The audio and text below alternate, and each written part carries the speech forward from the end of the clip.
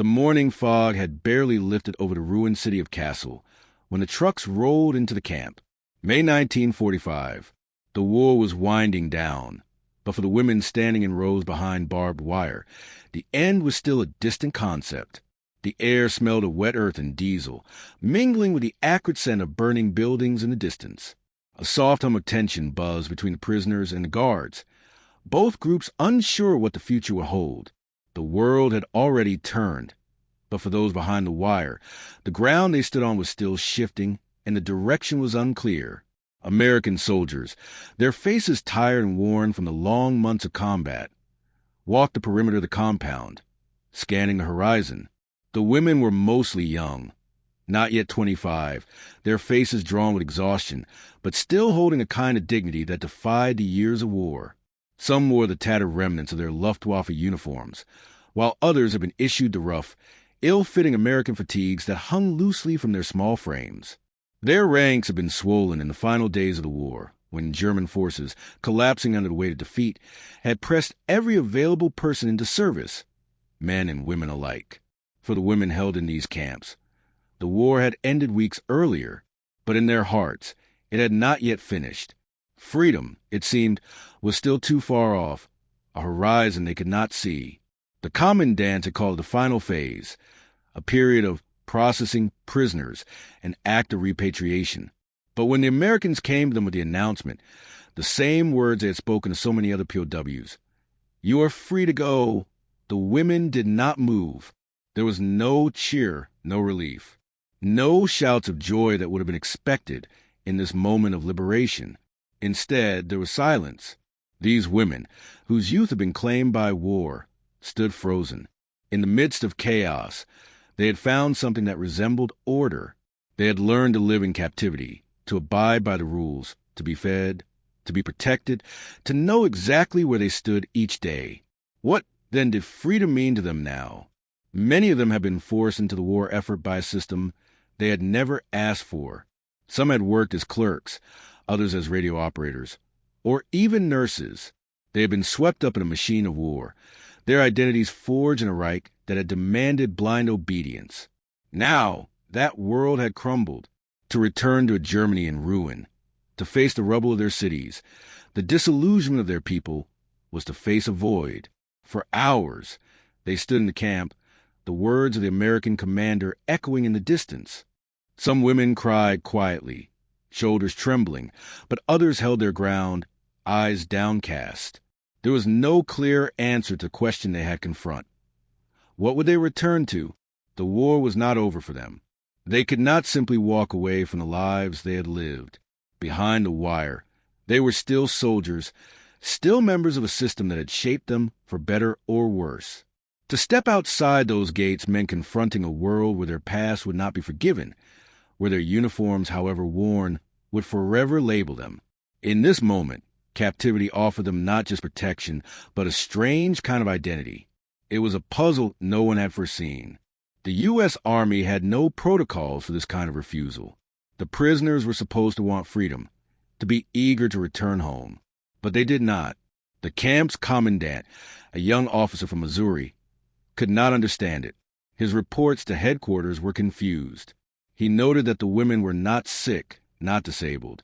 They were well-fed, healthy, and fully capable of walking away. And yet, they chose not to. This strange refusal would echo across the months to come, as psychologists and military analysts alike attempted to comprehend what had happened behind the wire. Some speculated that the women were suffering from what would later be understood as Stockholm Syndrome, a psychological bond formed between captor and captive. But the truth was more complex. These women had not simply formed a bond with their captors. They had accepted captivity as the only reality they knew. They had lived within a structure, and without it, they were lost. As the camp cleared out, leaving only the women who had refused to leave, the American officers began to feel the weight of this decision. What were they supposed to do with prisoners who didn't want to go? The solution was simple. They would stay. Those who had chosen captivity remained behind the wire, held in what could only be described as a limbo. They had been liberated, and yet they were still prisoners. And, more than that, they were prisoners of their own past, of the system they had served so fully and so completely. Behind the fence, the daily routines continued. The women did what they had always done: sort paperwork, clean barracks, stand in lines. The guard towers that had once loomed over them now felt strangely distant, their watchful eyes an afterthought. The women, it seemed, had found a new role to play. They were neither enemies nor allies. They were something in between. For the first time, they had the space to think. And in that space, they began to question everything that had led them here. The trucks that had arrived in May, ready to take them home, rolled back to their posts empty. The decision had been made. These women would not leave. They would stay, surrounded by the fences that once confined them, now their only semblance of safety. The weeks turned into months. And still, the question lingered. Why had they chosen this? What had captivity given them that freedom could not? For some, it was the escape from a shattered world. For others, it was a deep, unspoken fear of facing a past that would never be erased.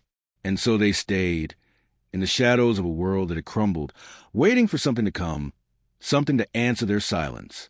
And there, in the quiet of the camp, another truth began to unfold: that freedom is not merely the absence of chains. Sometimes it is the absence of everything else. And for these women, their captivity would be their final refuge. The months that followed became a strange limbo. The women who had once been part of the grand machinery of the Reich now lived behind American wire, suspended between the past and the present. For them, the concept of freedom was no longer about the absence of chains, but about finding a place in a world that had turned on its axis. The crumbled cities of Germany were not home. They were ruins, and in those ruins they felt like ghosts. Life in the camp began to take on a routine of its own. In the mornings, they would gather for roll call, their numbers dwindling as the weeks passed, but always remaining steady. They were fed regularly, and the meals were better than what they had received in the last years of the war. The American camp guards, at first stern and distant, grew more familiar with their charges, the boundaries of their roles blurring as they observed the women's quiet resilience. The women worked diligently, organizing supplies, sewing, cleaning, and sometimes even cooking for their fellow prisoners. They had become essential to the camp's operations. The routine, as monotonous as it was, became the only reality they knew. It was during one of these long, cold evenings that one of the women, an ex-Luftwaffe clerk named Ursula, spoke up. She had been silent for weeks, her eyes always distant, always lost in thought. But now, standing at the edge of the camp, watching the glow of the setting sun bathe the barbed wire in a soft orange hue, she finally spoke. "We don't belong in the world outside," she said quietly, her voice barely audible over the evening wind. "Not anymore." Her words hung in the air, heavy with meaning. Some of the others nodded slowly, understanding. They had seen the chaos outside the wire, the displaced persons, the violence, the rumors of revenge. The world they once knew, the world they had fought for, was gone, and in its place was a landscape of ruin and bitterness. The Germans were a defeated people, their empire shattered, their cities smoldering. It was a place where their identities, once wrapped in uniforms and loyalty, now had no meaning. Ursula's statement wasn't just a reflection of fear, but of a deeper truth. The system they had served was gone, but it had shaped them in ways they could not escape. In a world that had no place for them, the camp had become their new reality. The American officers, while kind, could not provide the answers they needed. They did not understand the women's pasts, nor could they comprehend the psychological toll that captivity had exacted. And so, in the quiet of the camp, the women began to make peace with their circumstances. Some turned inward, lost in memories of home, of their families, their childhoods. Others began to organize, to build a community out of the remnants of the world they had once known. It was an odd transformation. They were prisoners, yet they were free in a way that defied explanation. They were bound by nothing except their own experiences and fears. In the months that followed, as the Allies began to shift from victory to occupation, the women found themselves caught in the machinery of post-war recovery. Their roles shifted once again. Some were recruited by the American military to assist with the administration of the camps and the handling of displaced persons.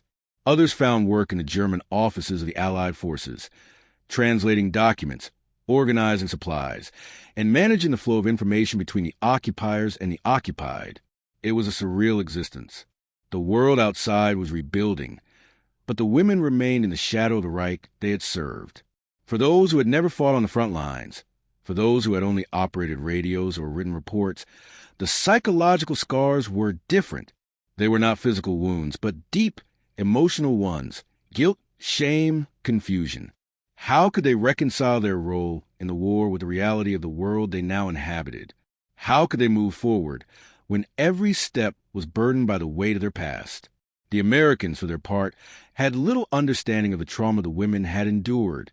They saw them as victims, yes, but victims of the war, not a system that had sent them to fight in the first place. As the months passed, the camps slowly emptied, the women sent home, their numbers shrinking with each passing day. But for many, there was no home to return to. Some chose to stay in the American zone, taking up work in rebuilding efforts. Others made the difficult decision to return to their families in the Soviet or British zones, knowing full well that they might never be accepted again. It was in these quiet moments, after the trucks had rolled away and the fences were torn down, that the true impact of the women's decision became clear. They had chosen captivity because, in the world they had known, it had been the only thing that offered them any sense of certainty. They had been soldiers, but not in the way history remembered them. They had served, not because they believed in the Reich's ideals, but because it had been the only thing that gave them a purpose. And now, in the silence of their new lives, they were left to face a world that no longer had a place for them. They had walked away from the wire, but the wire had never truly left them. It was a prison of the mind, a cage built from years of propaganda, of unquestioning obedience, of duty without choice. As the years passed, their stories faded into the background of a history that preferred to remember the grand victories, the battles won and lost. But the legacy of those women remained. They were the forgotten prisoners of a war that consumed not just nations, but minds and identities. Their silence spoke louder than any victory. Their refusal to leave the camp was not just a rejection of freedom. It was an acceptance of something far more complicated, the idea that captivity, in some ways, could be safer than the unknown. And in that truth, in that quiet realization, the real cause of war was revealed, not just in the lives lost, but in the lives lived after the fighting stopped, when the battle for the soul began.